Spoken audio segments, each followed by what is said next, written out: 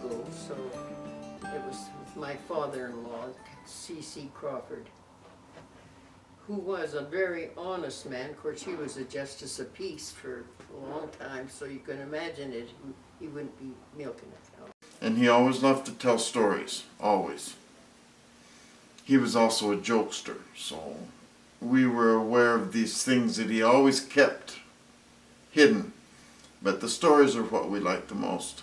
Anyway, this all happened on the dry belt down by Foremost. Is that the one? Yes. And as he told this to us, it was almost unbelievable to think that this could happen, but it happened. When I was a kid, my grandfather liked to tell stories, and his favorite story, as far as I can remember, was the missing milk. And what it was, they had about a half an acre of pasture that they kept their milk cow Bossy. And one day grandfather noticed that the milk production out of one teat couldn't get any milk out of her. He took his cow home, came to milk it. She was always dry, mostly dry, and he would get very little milk, which he used to get a bucket full. And he couldn't imagine why, so he went over and accused his neighbor, Mr. Martin, no, Matthews. Matson,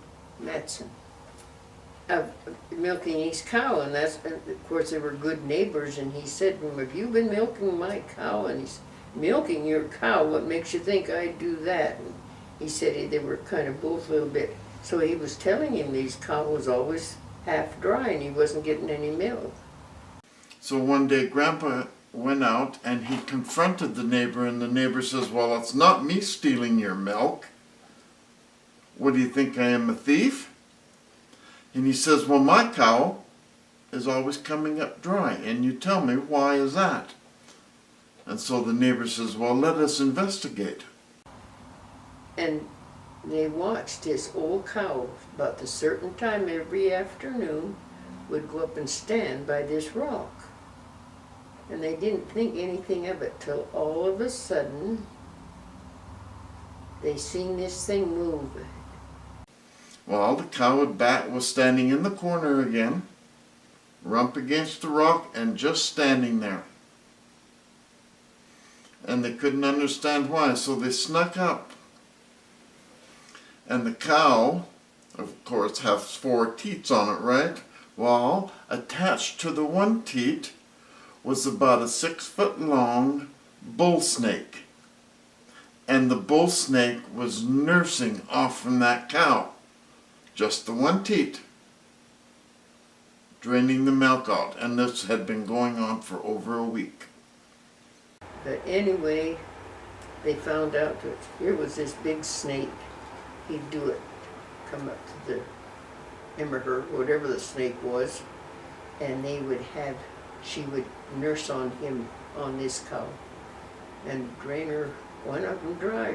Most likely would take in another one if she didn't have enough out of one. Now, I know it's hard to believe, but snakes will do that. Anyway, it was a big story, and some of the papers had pictures of it in there. Now, So it actually went into the paper. Pardon? It was actually in the paper. Yeah. Oh. Well, nobody would believe it until they showed it to them, that's watched it till it was happening. Because they just had to watch. They couldn't believe it themselves, but that's what was happening. This snake was milking the old cow. It'd be fun to see it, wouldn't it? At least I think it would be. So. And that is the story of the missing milk.